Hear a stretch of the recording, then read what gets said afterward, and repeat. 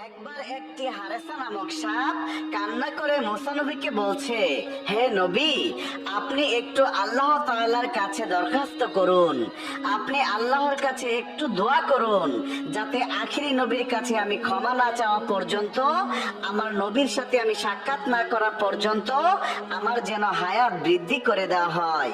তখন হযরত মুসা আলাইহিস সালাম আল্লাহ তাআলার কাছে কান্নাকাটি করে বলছে, হে আল্লাহ, আখিরি নবী তো আসবে সবার শেষে, সে আসতে তো অনেক দেরি, আমার হারেসা সাপ এই অবস্থায় কিভাবে থাকবে? হে আল্লাহ, তুমি তার হায়াত বৃদ্ধি করে দাও।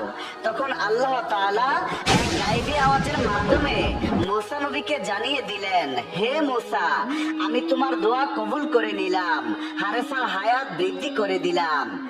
একটি সময় গিয়ে এই সাপটি মদিনা থেকে মক্কার দিকে রওনা দিল।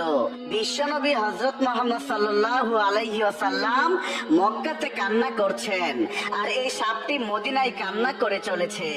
তখন এই সাপটি বুকের উপর ভর করে মক্কার দিকে রওনা করলেন আমার নবীর কাছে মাফ চাওয়ার জন্য।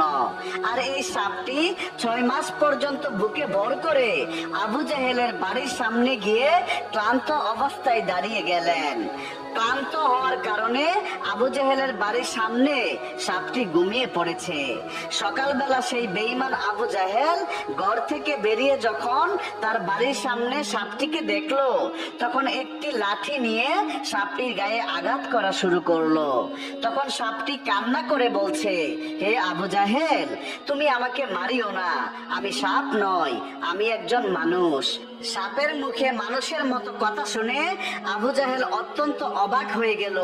তারপর সে চিৎকার করে সবাইকে বলতে লাগলো, হে আমার বিবি, ওরে আমার সৈন্যরা।